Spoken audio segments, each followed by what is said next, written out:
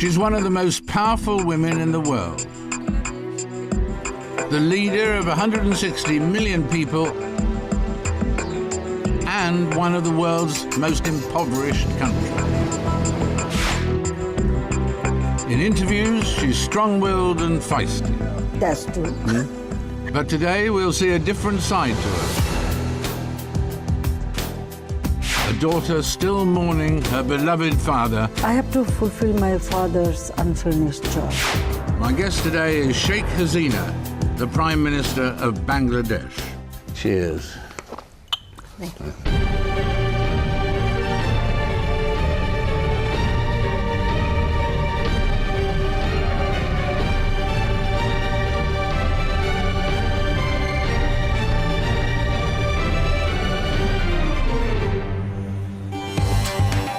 I'm about to embark on a trip with Sheikh Hasina to find out more about her life and the history of her country. The two stories are intertwined. Bangladesh, a troubled nation, and a nation that's had a bumpy ride since independence, 41 years ago. Poverty and corruption, assassinations and military coups. Each decade brings cyclones, leaving more than half the country underwater. How on earth do you govern a country like this? The Bengalis' troubles started 66 years ago with the British partition of India. On the frontiers of a vast territory, two dominions take shape and begin their separate lives on this memorable day. Under partition, Pakistan was established as a Muslim homeland. On paper, a brilliant idea. In reply, Mr. Jinnah said, "We are parting friends, and I sincerely hope we shall remain friends." In reality, 1,600 kilometers of northern India separated East and West Pakistan. The two lands were also divided by cultural differences. It could never work. Into all this, Sheikh Hasina was born, the daughter of the man who would lead the Bengali fight for liberation. Sheikh Mujibur Rahman, the central political figure in the struggle for independence. Was he a strict father, in fact? He was strict, no doubt about it, but he was the most lovable person. He was a very caring father, very lovable father, and he tried to give us more and more time. He used to take us to the park in the early morning, in the morning walk. So we have so many memories. But it wasn't all a walk in the park. West Pakistan built up wealth and power at the expense of the East. Pakistan depends for its economic life on foreign aid, which is granted on the basis of population and in theory should favor the East. In practice, East Bengal has only been getting 20%. The Bengalis claim they've subsidized West Pakistan to the tune of £3,000 million since independence. To counter the growing influence of the West, Sheikh Mujib started a language movement to prevent West Pakistan's outlawing of the native Bangla language. The Pakistani people, they don't speak Bangla, so they tried to prevent it. They wanted to impose Urdu as a state language. So my father started this movement, the language movement, in 1948. His decision to fight came at a price. I can remember one occasion in 1954. Early in the morning, when I come to my mother's room, I was very young. Then I saw my mother. She was very upset. Then she told me that your father was arrested. He was taken into custody. But when my father released from the custody, that was really very joyful time for us.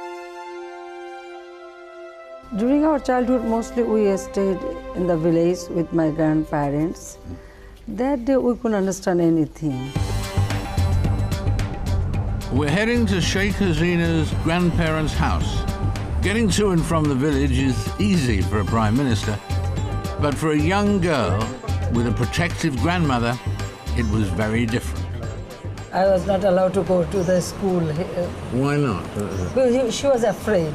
Oh, I see. Because I have to cross the canal by a wooden bridge.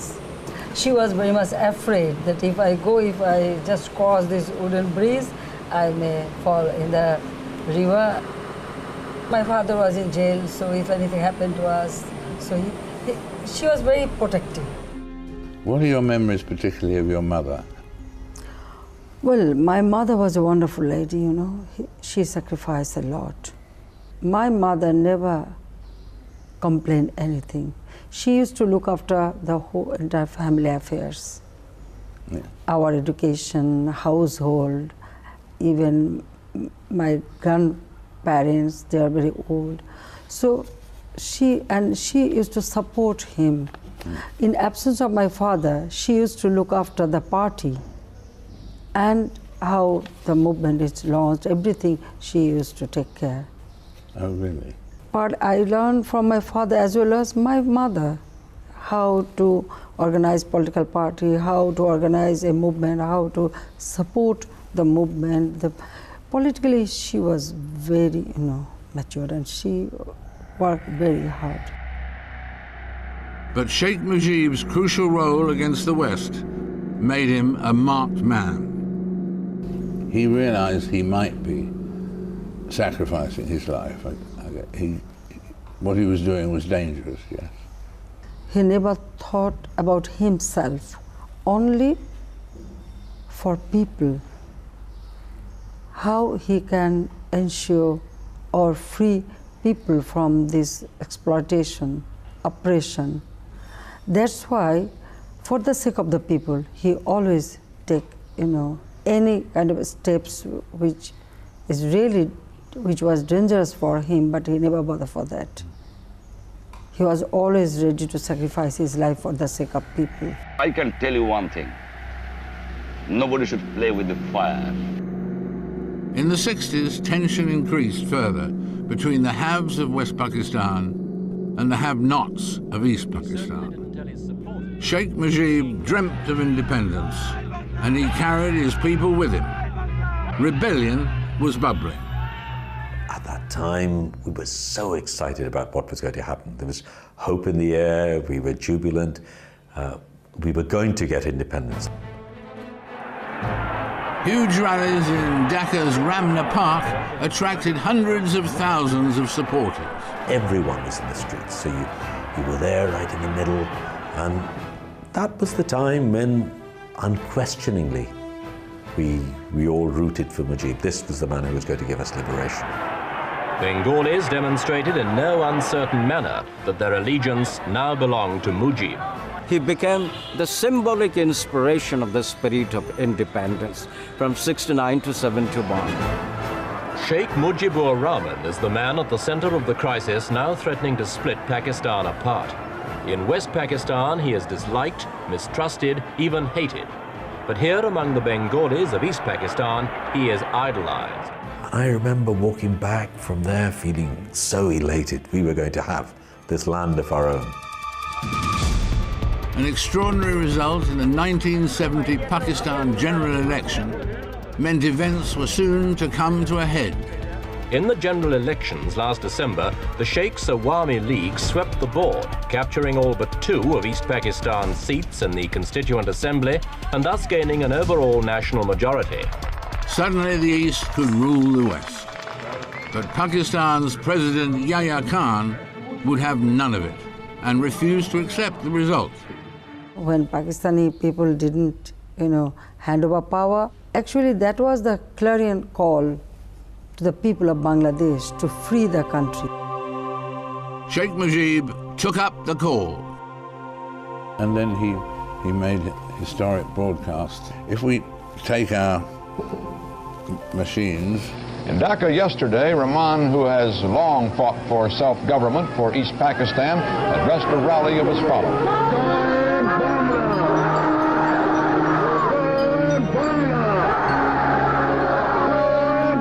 Clandestine radio station calling itself the Voice of Independent Bengal broadcast that Rahman has declared East Pakistan an independent nation.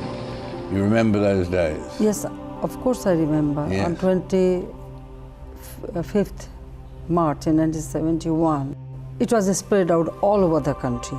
He was arrested, but the message got through.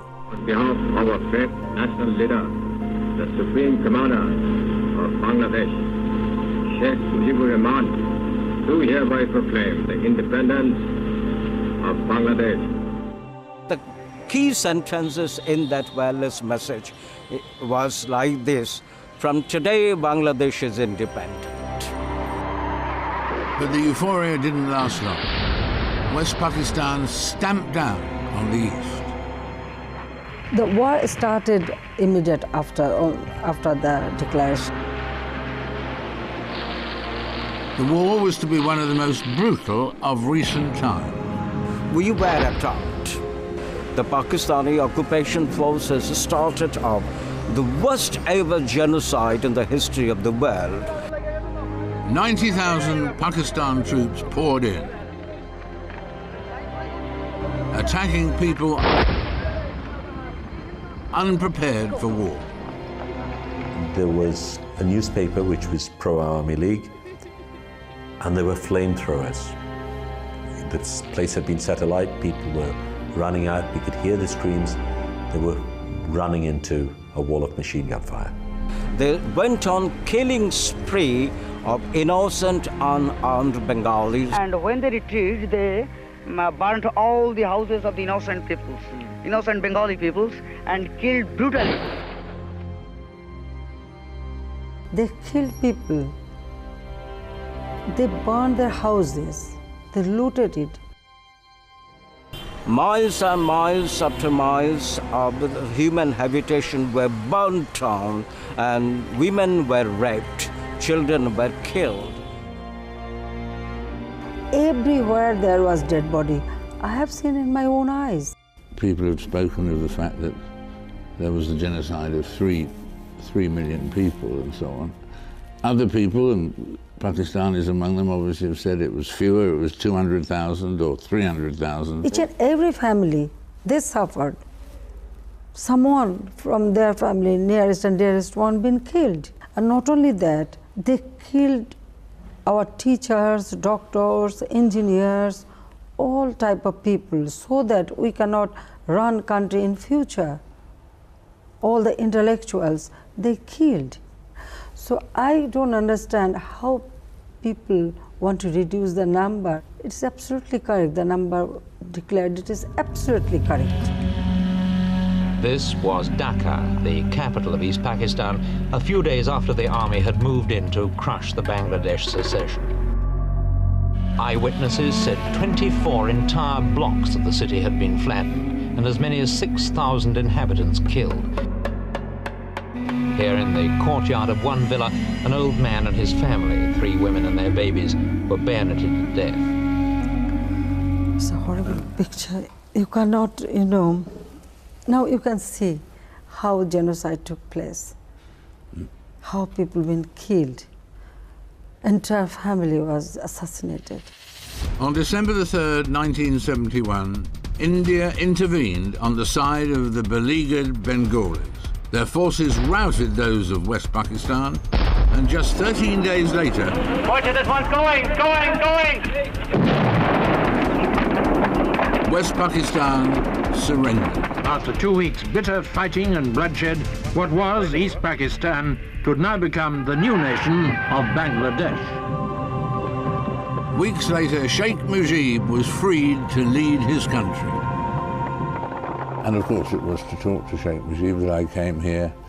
His first interview after he'd been released from West Pakistan, and spoke to him, one of the most memorable interviews I can recall.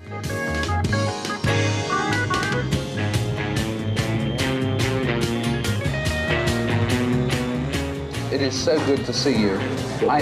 Just now, I'm so happy that now I'm holding a press conference. I know, so that you can't do our interview now, but we shall listen. And you will go tomorrow? Tomorrow would be lovely. Just near my cell, they have digged a grave. I'm seeing that. You knew they were doing that? Yes, I've seen that in my own eyes. And I say, oh, I know, this is my grave perhaps. All right, I'm ready. Do you think first of your country or, for instance, of your wife and children? No, I feel for my country and my people. And then your wife and children? Then my family. I love my people more. My father loved his people more than his family. Yeah. Yes. Yes. And we are proud of that. And you're proud of that? I am proud of that, yes. Yeah, yes. Because my father used to say, unless you love your family, children, how can you love your people? Yeah. A person, if he can love more his people, yeah, he can sacrifice his life for the people. That's something wonderful. But Sheikh Mujib struggled as leader. Bangladesh was in ruins, unable to recover from the effects of the war. As we watched the refugees, suddenly we noticed a curious movement. We moved nearer, and she turned out to be an old woman aged anything between 80 and 100. She appeared to understand my questions, but would only reply, all gone, nothing left, none left. Million and billion people, you know, they fled from this country. Their houses been burned. There was no food, no currency, nothing. It was just a war-ravaged country. Economic collapse, food shortages, and terrible poverty. People turned against Mujib. Revolutionaries are not necessarily good statespeople, and I didn't think he was sufficiently aware of that difference. He tried to run it badly, but the things that went wrong started with the one-party system. In a desperate bid to save the country, Mujib cast democracy aside. Your father had surprisingly announced he was going to have a one-party state. Was that a good idea? Well, you see, because my father loved his people and he wanted to ensure people a better life.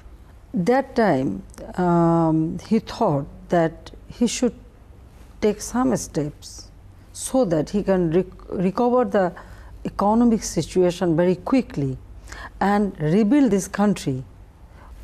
It is not exactly one party. He wanted everybody to be united for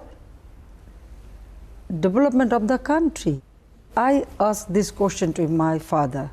He told me that at least for 3-4 years we have to continue that. So he was suspending democracy, but going to bring back democracy. Yes. In another few years. Democracy was there. Democracy was there.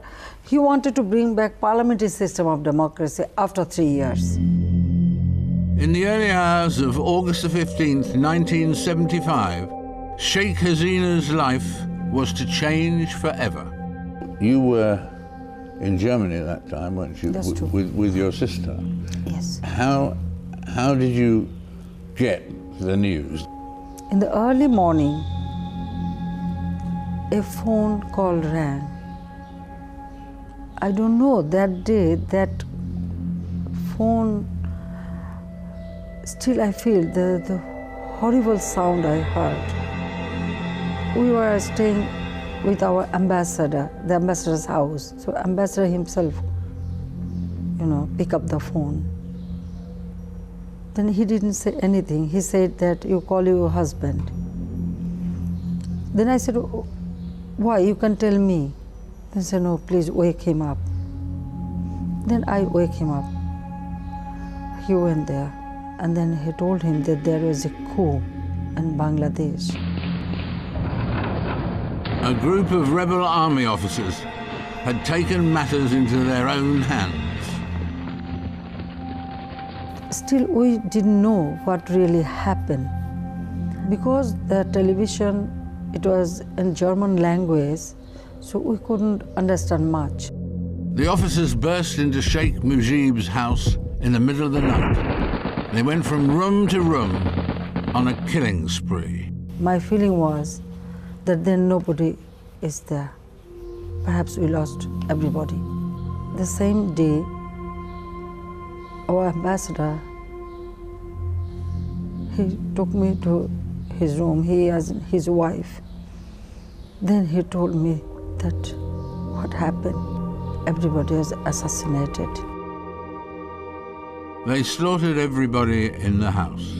17 members of the family, including Sheikh Hasina's father, her mother, and her 3 brothers. The intention was to kill off the bloodline. Sheikh Hasina had to explain that to her younger sister, Rahana. I couldn't tell her what really happened. She was so young, you know, she is 10 years younger than me. Then I thought that she should know gradually. I was only 4 years old when our family was murdered, and my grandfather was killed, and my sister was even younger. And my mother didn't want to tell us what happened. It was too tragic, you know, it would have been too traumatic for a 4-year-old and a 2-year-old. But what she would do instead is she would cry all day. Well, you lost so many of your family, but at the same time, you were not permitted to attend their funerals. No, actually they didn't allow us to come back to our country. We tried to come back. We reached Delhi. But after coming there, you know, I met Indira Gandhi. She offered us that you can stay here because we are not allowed to come back to Bangladesh. Sheikh Mujib is buried in the family village of Tungipara. These Bengali people, my father loved them so much. How could they kill him? How could they assassinate them? It was a big shock for us. A big shock. It was very difficult to believe. Orphaned, exiled, and devastated. One thing kept Sheikh Hasina going. She was determined to complete her father's mission. She was very close to my grandfather. She was the eldest. And he would tell her about his dreams, about his vision for Bangladesh. And she knows what he intended to accomplish. And he wasn't able to do that. So she has completely taken it upon herself to finish his vision of what we call Sonar Bangla, Golden Bengal. We'll find out how she went about it in part 2.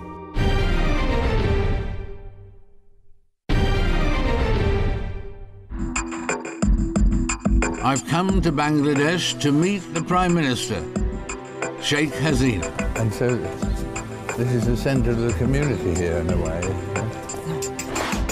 We've seen her devastation following the assassination of her family. How could they kill him? How could they assassinate him? She would go on to become a powerful but controversial leader. This is not a nation that takes care of its own people. And now she's fighting to win a 3rd election. If they vote for me, I am here. If they don't, I'm not here. Thank you so much. I've returned to Bangladesh for the first time in 41 years. I'm traveling around the country with the Prime Minister, Sheikh Hasina. She's showing me some of the places that mean most to her. Bangladesh is the 8th most populous nation in the world. 2/3 of the population, more than 100 million people, live in the countryside. 1,000 years ago, when it was part of northern India, Islam swept across the region. And today, 90% of Bangladeshis are Muslim. But there are Hindu temples alongside mosques in most villages. And everywhere there are rivers. They are the lifeblood of the country. Villagers whose lives and traditions have changed little over hundreds of years depend on them. Sheikh Hasina has a vision for the country, a golden Bangladesh, she calls it, following on from her father's vision. It's her life's mission. A Bangladesh where every man, woman, and child has the basic necessities of life, enough food, shelter, clothing, education, medical care. A Bangladesh where everyone is at peace. They don't have to be wealthy, but there is no poverty, there is no shortage. That's really the dream of a Golden Bengal. Today, dignitaries line up to meet her. But she wasn't always welcome. Hello, we welcome you on the soil of Tungipara. Thank you very much. Land of father of the nation. Well, that is a great honor to be here. In 1975, her father dead, her family murdered, and Bangladesh in meltdown. Sheikh Hasina was exiled in India. And so begins a tumultuous era of coups, counter-coups and assassinations.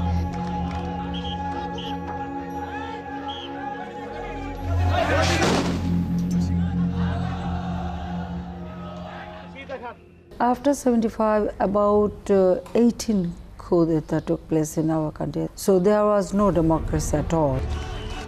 Sheikh Hasina was ready to fight for democracy in Bangladesh.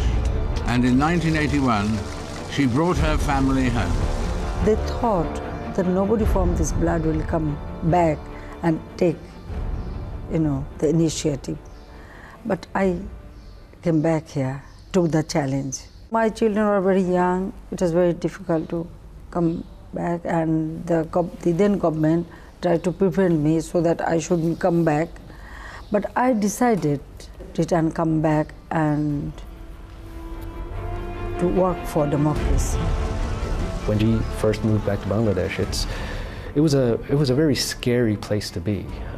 I was a teenager, and we had no freedom. There was no democracy, and she fought. But her fight for democracy was all too reminiscent of her father's. During that time, she was arrested repeatedly. She was targeted for assassinations. She was shot at. There had been 19 attempts on your life through all these years. I mean, how did you come to terms with that? Well, you see, in 75, I lost my nearest, dearest one. Yeah. And so I don't have any fear about my life. On the 21st of August 2004, a grenade attack. They thought that if they can assassinate me, then perhaps they can stop this. They can stop my voice. They almost succeeded. 22 of her supporters died, and 500 were injured. It was carnage. She herself was badly hurt. I know my father sacrificed his life, and I am ready to sacrifice because I have to fulfill my father's unfinished job. My grandfather gave this country independence. He fought the military dictatorships and gave this country independence. I believe my mother gave this country democracy back. That fight for democracy dominated the 1980s. Sheikh Hasina worked with her sworn enemy, Khaleda Zia, the leader of the Bangladesh National Party. The hatred between them went right back to 1975. Zia's husband had founded the BNP and had taken over power after Mujib's assassination. It had started what was in effect a blood feud. So this type of deep hatred, mistrust dominates the Bangladesh politics. It's not like traditional political rivalry. It's deep mistrust, deep hatred. The collaboration between the two women bore fruit. In 1991, democracy prevailed. But it was Khaleda Zia who became Prime Minister, leaving Sheikh Hasina furious. Election was manipulated many times. The result was change, and so many anomalies I found. in the election process. The feud between the two women reignited, and it has dominated Bangladeshi politics ever since. These personal issues, family issues, those issues have generated so much hatred between these two ladies, between these two leaders, and they always want to equate these issues with idealistic issues. Could you ever work with her seriously again, or is the rift just too wide? We have ideological difference. Yeah. Because our party was established to ensure people's right. Every election, each and every election was free and fair. That way we conducted it because we believe in democracy. But in other hand, if you go through the history of BNP, during their time, local election or any by-election, every time there was killing, conspiracy, manipulation, so many incidents took place. So there is a basic difference. This was the first meeting between the two ladies in 15 years, an indication, say optimists, that it may be the start of a new era in Bangladesh politics, though not everyone agrees. I think the biggest difference between the two parties is the difference between the two ladies who head the two different parties. We've always had a dysfunctional parliament in Bangladesh since '71. We've ended up having one single party sitting in the parliament, the opposition never going to the parliament, and two leaders at the top who don't communicate with each other. If the two of you run into each other, say in the room down the corridor or somewhere, you would speak to each other of course, normally? Of course we do. Yeah. Of course we do. You know, when my father was president, Ziaur Rahman was an army officer. He used to visit our house very often with his wife. In many occasions, social occasions, we met, we exchanged pleasantry. So that is not the point. It is absolutely ideological. It is how you run. Ideologically, yes. Of course it is ideological. They may have ideological differences, but perhaps there's one thing both women would agree on. I think men are very jealous. Because, yes, men are very jealous. They're jealous because of jealousy, jealous of women. Jealous of women getting into power. And things. That's true. That's true, because they cannot come to power, that's why they are jealous. What I think, this is my feeling. In 1996, 21 years after her father's assassination, Sheikh Hasina's dream came true. Well, after 21 years, we formed government.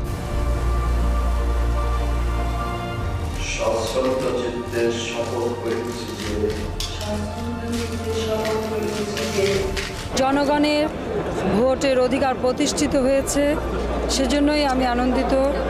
সেই সঙ্গে সঙ্গে আমার মনে পড়ছে এই ভোটের অধিকার আদায়ের জন্য যারা আত্মাহুতি দিয়েছে সেই সব শহীদদের কথা। But as in her father's time, the real challenges would still lie ahead. Corruption was rife then, and today Bangladesh is still among the most corrupt nations on earth. How is the battle against corruption going? One always reads about corruption in Bangladesh and so on. Is there more or less today than there was 10 years ago? Of course it is less. You know, if you see that wherever military dictator rule the country, they patronize corruption. I feel that if there is corruption, you cannot develop a country. The people who make Bangladesh are the farmers in the field, the garment workers, the migrant workers. People like us, middle-class people, live off them. Yet we do very little for them. This is not a nation that takes care of its own people. It's a question of who can utilize that term to get benefits for himself or herself. What does a leader have to do to stop corruption? Well, you have to send a message to the nation, to the people and those who are involved in activities. If they can sense, if they can feel that yes, from head of the government we are not getting any indulgence or any facilities, then automatically it reduced. Today, we have essentially major right-wing political parties taking turns between themselves to run, or not run, to loot a country one after another. Sheikh Hasina is also accused by some of political manipulation. 3 years ago, she instigated trials against alleged Bangladeshi collaborators in the 1971 War of Independence, trials which have divided the country. What was your motivation in terms of the war crimes trials? In 1971, as you know, that there was a genocide committed by the then occupied army, Pakistani army. And some of our people here, they collaborated them. They themselves killed many of our people. For Sheikh Hasina, it's very personal. Her grandparents' house in Tungapara was attacked in 1971 by Pakistani soldiers assisted by local collaborators. They attacked this house and they burned it. My grandparents were alive. They just took them outside the house. They were sitting in front of them. They burned the house. With the passage of time, have you forgiven them? They killed our people. They raped our women. They tortured, and especially those who were Bengali. They are war criminal, so they should get punished. But opponents claim these are flawed political show trials. You cannot disassociate war crime trial issue from politics. It's not possible. But the question is how fair the trial process is. That is much more important. And you would find people in Bangladesh who would raise many questions about the degree of fairness at the trial process. I don't understand why these people are opposing it. A number of death sentences have been handed out by the courts. All are senior politicians from parties opposed to Sheikh Hasina. There are 10 opposition figures on trial, including the entire leadership of Jamaat-e-Islami and 2 from the opposition Bangladesh Nationalist Party. Jamaat-e-Islami has enforced a nationwide strike in protest at the verdicts. The opposition claim this latest sentencing shows again how the Prime Minister is clearing away those who threaten to unseat her in the elections scheduled for later this year. Sometimes you can hear the hue and cry from many quarters that you are taking revenge against opposition and this and that. It is not true. Law will take its own course. Those who lost their family members, it is their demand that these criminals should be punished. So it was our commitment to the people. If you don't try these criminals, then you cannot move forward, because it is just like a curse to the nation. And what of the climate? Is that a curse? The country is a vast delta, a floodplain, fed by huge rivers from the Himalayas. Rivers are essential to the rural economy, and flooding is the norm. But cyclones bring devastation, and global warming threatens millions. This was 1998. A series of cyclones left more than 3/4 of Bangladesh underwater. That was the worst flood we ever faced in this country. The whole country, about 70% area, was underwater for almost 68 days. There was a prediction that 20 million people may die, but we took all steps to save our people. We prepare food, we send them food, we send them water. We have worked very hard. But because of the geographical situation of Bangladesh, we always face these natural calamities. What can you do as a human being with Mother Nature? The climate change, actually Bangladesh is not responsible for. As the rest of the world dithers and argues about climate change, Bangladesh is on the receiving end. This is a country where 80% of the land is less than 10 meters above sea level. So rising sea levels are a real threat. Many developed countries, they are causing this problem, and we are suffering. So they have also their responsibility, how to mitigate this emission, how to, save people. From Bangladesh side, already we have taken some steps. We started, a plantation, the tree, the green belt in the coastal area and also other area. But I think international community, they have their responsibility. They should come forward with more assistance so that we can implement all our, adapted plans, program to save our people from these natural calamities. That is very, very important. Very important. In spite of these calamities, some predict a prosperous future for Bangladesh. It has a huge and very cheap workforce. Its garment industry is now worth $30 billion a year. But many of the factories are dangerous sweatshops, and the consequences can be fatal. This is all that's left of an 8-story building in the outskirts of Dhaka. Authorities say the building did not meet safety standards, yet inside were factories making clothes for global retail brands. My son's name is Mehdi. Please, I beg of you, bring him back to me. If they can't find him, I'll die. Bangladesh is the world's second largest garment producer. The owner of the building forced all the workers to go to work. This is how he killed all the workers. I want him hanged. I want him hanged. Very sad story what happened. Yes. It is not,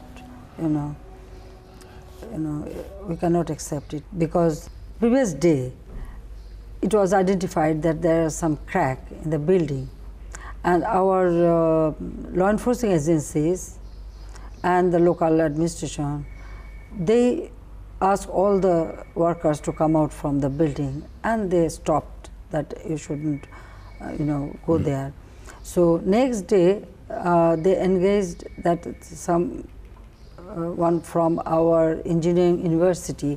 They will go, they will see the condition of the building, and then they will decide.